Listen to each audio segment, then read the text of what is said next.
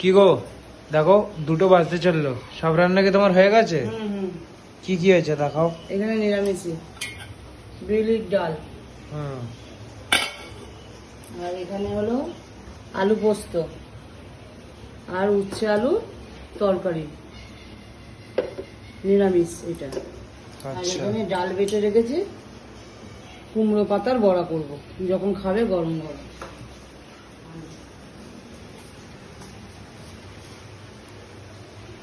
এই যে ইলিশ মাছের আলু বেগুন দিয়ে ঝোল,